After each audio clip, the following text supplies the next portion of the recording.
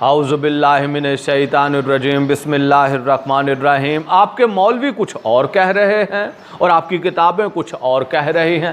پہلی کتاب ہے ریاض النظرہ، دوسری کتاب ہے الاستیاب، تیسری کتاب ہے فتح الباری، چوتھی کتاب ہے نور الابصار، پانچویں کتاب ہے سوائقہ محرقہ اور چھٹی کتاب ہے مستدرک الصحیحین۔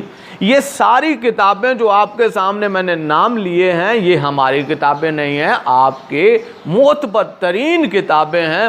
اور پہلی روایت میں پڑھوں گا، مسلمانوں کے دوسرے حکمران کہتے ہیں کہ بعد رسول جتنی فضیلتیں علی کو ملی حاصل ہوئیں یا جتنی فضیلتوں کے اہل علی ہیں، خدا کی قسم کوئی اور نہیں ہے، اور علی ہی ہیں جو کہ بہت سارے لوگوں کو ہلاکت سے بچاتے رہے ہیں۔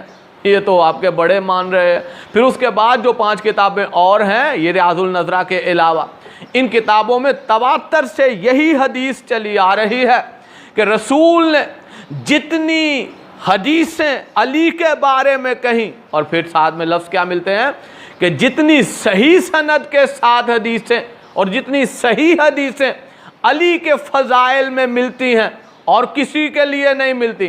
پتہ چلا بہت سی حدیثیں جو ہیں وہ لکھوائی گئیں، من گڑت حدیثیں بھی بنوائی گئیں، لیکن صحیح حدیثیں علی کی فضیلت میں ہیں۔ فضیلت کا مطلب افضل ہونا، یعنی علی بعد رسول، رسول نے علی کے افضل ہونے پر جتنی حدیثیں کہی ہیں اس کا عشر اشیر کیا، پہاڑ کے برابر، ذرے کے برابر بھی، پہاڑ کے سامنے ذرے کے برابر بھی کسی اور کے لیے حدیثیں نہیں کہی ہیں۔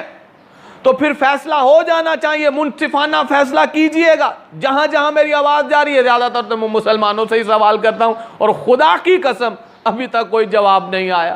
بالکل خاموش، سمن بکمن امیون، بالکل خاموش ہیں۔ خاموشی میں سلامتی ہے، انہوں نے اسی حدیث پہ عمل کر لیا۔ بھائی جب سوال کیا جائے پھر خاموشی میں سلامتی نہیں ہے، پھر ذلت ہو جاتی ہے اگر جواب نہ دیا جائے۔ میں نے بہت سے سوال کیے ہیں، ذرا کلپ اٹھا کے دیکھیے۔ سوال پہلے تو منصفانہ میں آپ سے ایک بات چاہوں گا کہ جب رسول نے فرما دیا، ہر حدیث میں فرما دیا کہ علی ہی افضل ہیں، علی کی ہی فضیلت ہے، تو پھر آپ نے ان ساری چیزوں کو مسلمانوں سے چھپائے کیوں رکھا؟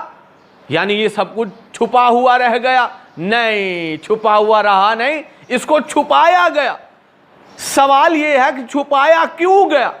اور پھر یہ سوال ہے کہ آپ کے ملا جو ہیں انہیں یہ تکلیف کیوں ہو جاتی ہے جب کتابیں کہہ رہی ہیں، رسول کہہ رہے ہیں کہ علی افضل ہیں، علی کی فضیلت ہے، علی کی بڑائی ہے، علی کی برتری ہے، تو پھر آپ کی کون سی پسلی میں ایسا درد ہے یا ٹوٹ گئی ہے یا کون سی انتڑی آپ کی ٹیڑھی ہے کہ جو ہی علی کے فضائل پڑھے جاتے ہیں تو آپ گوم گام کے وہیں پہ چلے جاتے ہیں؟ نہیں، رسول کے بعد تو وہی افضل تھے جو مسلمانوں کے حکمران بن گئے نا، بنائے تو نہیں نا۔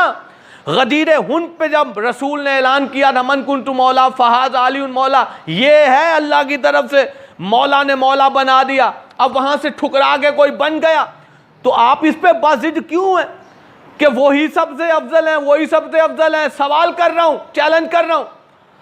اگر آپ سمجھتے ہیں وہی سب سے افضل ہیں رسول کے بعد، علی نہیں ہے معاذ اللہ، تو پھر اپنی کتابوں کو جلانے کے بعد، ٹھکانے لگانے کے بعد پھر آئیے۔ نہیں، پہلے جو ہے وہ بات کر لیجئے، کیونکہ کتابیں جلا دی تو پھر بات ہی آپ کی نہیں بنے گی۔ پہلے آ کے مناظرہ کر لیجئے کہ رسول نے کسے افضل کہا، کس کی فضیلت بیان کی، کس کی بڑائی بیان کی، پہلے بات کر لیجئے، مناظرہ کر لیجئے۔ پھر اس کے بعد جب آپ ہار جائیں گے پھر کتابوں کو جلا کے کہیں ٹھکانے لگا دیجئے گا۔ اگر کتابیں نہیں جلانی، بڑوں کے قول نہیں جلانے، تو پھر ماننا پڑے گا کہ علی ہی حق ہے اور حق ہی رسول کے بعد افضل ہے۔